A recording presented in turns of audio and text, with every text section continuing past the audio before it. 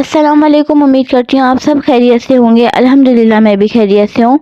आज मैं आपसे शेयर करूँगी बिस्मिल्लाहिर्रहमानिर्रहीम का एक अमल। एक ऐसा अमल है कि आपके रिस्क में भी बरकत होगी। अगर आपका कारोबार नहीं चलता होगा तो इंशाअल्लाह ताला वो भी चलेगा। और अगर आपकी कोई भी परेशानी होगी घर की, ससुराल की तरफ की, हस्बैंड की तरफ की, आपके हस्बैंड वाइफ का रिलेशन अच्छा नहीं चलता होगा, नज़रें बद लगती होगी, आपके हस्बैंड आपकी बात नहीं मानते होंगे, या XYZ कोई भी दुनियावी मैटर होगा जिससे आप बहुत ज़्यादा परेशान हो, इस अमल से आपकी हर परेशानी दूर हो जाएगी इंशाअल्लाह ताला। लेकिन इसका ये है कि आपको अमल बहुत ज़्यादा जो है ना भरोसे के साथ करना है। आपको इस पे एतकाद होना चाहिए कि जो आप वजीफ़ा या ये अमल जो कर रहे हैं उस पे आपको बहुत ज़्यादा यकीन होना चाहिए कि मैं जिस मकसद के लिए भी कर रही हूँ इंशाअल्लाह ताला पूरा ज़रूर होगा। इसमें शक की गुंजाइश बिल्कुल भी नहीं होनी चाहिए। तो अमल क्या है मैं आपको ये बताऊंगी। और सबसे पहले मैं आपको बताऊंगी कि जो है ना आप जो है ना ये अमल किस तरह करें और किस टाइम पे आपको करना है और कितनी दफ़ा आपको करना है, कितने दिन तक करना है, ठीक है, ये भी मैं आपको बताऊंगी। और एक वाक़या एक सिस्टर का सुनाऊंगी बिस्मिल्लाहिर्रहमानिर्रहीम को लेके।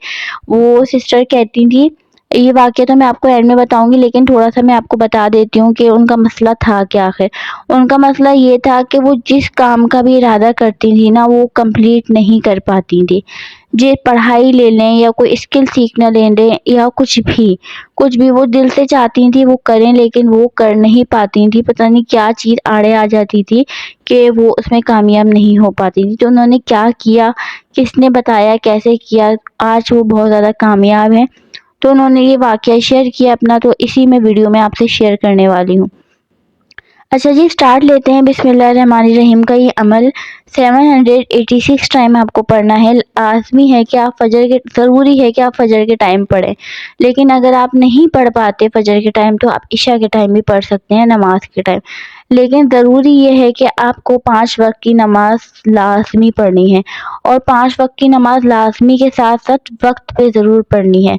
हम क्या करते हैं, हम अल्लाह पाक से शिकवे शिकायतें शुरू कर देते हैं कि अल्लाह ताला हम तो ये अमल कर रहे हैं, ख़ास तौर पे इस मकसद के लिए कर रहे हैं, फिर भी आप हमारी दुआएं कबूल नहीं करते।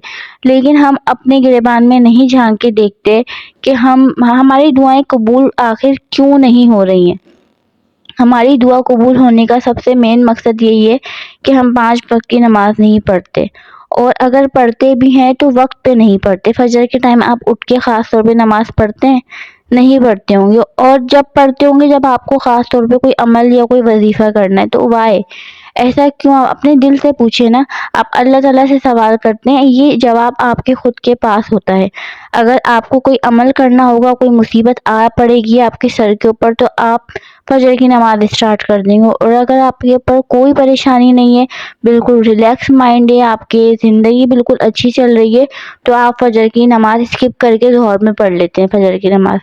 तो ऐसा ऐसा यही करने से हमारी दुआओं में बहुत ज़्यादा रुकावटें पेश आ जाती हैं और हम अल्लाह ताला से शिकवे शिकायतें शुरू कर देते हैं कि अल्लाह पाक हमारी नमाज कबूल क्यों नहीं कर रहा, हमारी दुआएं कबूल क्यों नहीं कर रहा।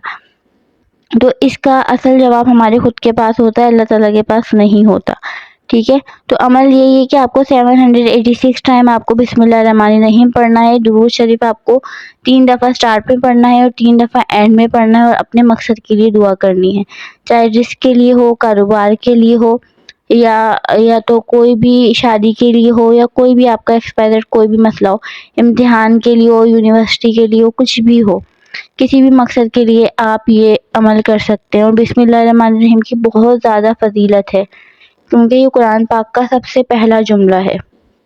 दुरूद शरीफ, इस्तग़फ़ार और बिस्मिल्लाहिर्रहमानिर्रहीम, सबसे फर्स्ट बिस्मिल्लाहिर्रहमानिर्रहीम। हम समझते हैं बहुत छोटा जुमला है और बहुत बड़े बड़े वजीफ़े हम करना ज़्यादा बेहतर समझते हैं, और छोटे अमल को हम साइड में कर देते हैं, ये तो बहुत छोटा अमल है, पता नहीं इससे दुआ कबूल होगी या नहीं होगी।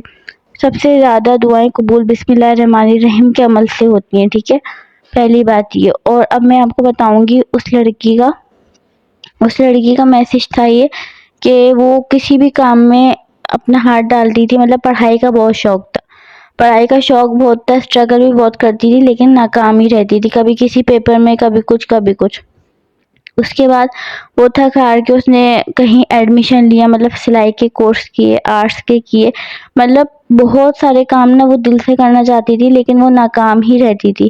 چاہتی تھی کسی نہ کسی کام میں وہ اسکل مہارت حاصل کر لے، لیکن بہت اسٹرگل کرتی تھی، بہت کرتی تھی، لیکن پھر بھی کہیں نہ کہیں وہ رہ جاتی تھی، وہ نہیں کر پاتی تھی، وہ کام کمپلیٹ نہیں ہو پاتا تھا. اس کے بعد اس نے یہی مسئلہ، کیونکہ جب انسان میں خود میں جستجو ہوتی ہے کچھ کرنے کی تو وہ خود سے کچھ کرنا چاہتا ہے. ایک تو ہوتا ہے پیچھے سے کوئی پریشرائز کر رہا ہوتا ہے کہ نہیں آپ کو یہ کام کرنا ہے، آپ کو یہ کام کرنا ہے. ایک ہوتا ہے آپ کو خود دل کر رہا ہوتا ہے کہ ہمیں یہ کام کرنا ہے، تو ہم کر کے رہتے ہیں. تو وہ کہتی ہے کہ میں بہت کوشش کرتی تھی کہ میں یہ کام کر لوں، یہ کام کر لوں، یہ کام کر لوں. کوئی ایک تو کام کرنا ہی ہے لیکن وہ ہر کام میں ناکام رہتی تھی. اس کے بعد اس نے کہا کہ مجھے کسی نے بتایا کہ آپ بسم اللہ الرحمن الرحیم کا ہی عمل کرو، کیونکہ ہر کام اسٹارٹ کرنے کے سے پہلے جب آپ بسم اللہ پڑھو گے تو اللہ پاک آپ کا ساتھ دیتا ہے. تو آپ بسم اللہ کا عمل اسٹارٹ کرو یہ والا، تو انشاءاللہ تعالی آپ کو کامیابی نصیب ہوگی. اس نے کہا حالانکہ میں نے ہر کام کیا، سلائی کا کیا، کڑھائی کا کیا اور آرٹس وغیرہ میں گھسی، ہر چیز میں نے کوشش کی، مہندی سیکھی، ہر کام کیا، لیکن وہ میں نے سارا ادھورا چھوڑ دیا، میں کسی کام میں بھی کامیاب نہیں ہو پائی. اس کے بعد میں نے بسم اللہ الرحمن الرحیم کا جو کیا، اس کے بعد میں نے سمجھو سلائی میں نے بہت اچھی سیکھ لی. اس کے بعد میں نے اپنا بوتیک کھول لیا. اس کے بعد آج ماشاءاللہ سے اس کا بہت بڑا بوتیک ہے. کہہ رہی ہے بسم اللہ الرحمن الرحیم کے عمل سے مجھے بہت زیادہ کامیابی نصیب ہوئی، حد سے زیادہ، کہ میں سوچ بھی نہیں سکتی تھی کہ میں اتنے آگے پہنچ سکتی ہوں، کیونکہ میں ہر کام میں ناکام ہو جایا کرتی تھی. تو بسم اللہ الرحمن الرحیم میں بہت زیادہ فضیلت ہے اور بہت ساری دعائیں قبول ہوتی ہیں. اللہ تعالیٰ نے اپنی عزت کی قسم کھا کر فرمایا کہ حضرت جابر سے روایت ہے کہ جب بسم اللہ الرحمن الرحیم نازل ہوئی تو بادل مشرق کی طرف ہٹ گئے، ہوا رک گئی، دریا پر سکون ہو گئے، اور حق تعالیٰ نے اپنی عزت کی قسم کھا کر فرمایا کہ جس چیز پر میرا یہ نام بسم اللہ الرحمن الرحیم دیا جائے گا اس میں ضرور برکت ہوگی. تو آپ سوچیں، آپ کی ہر دعا قبول ہوگی انشاءاللہ تعالیٰ. ملتے ہیں نیکسٹ اچھی سی ویڈیو کے ساتھ. اپنا خوب سارا خیال رکھیے گا. خدا حافظ.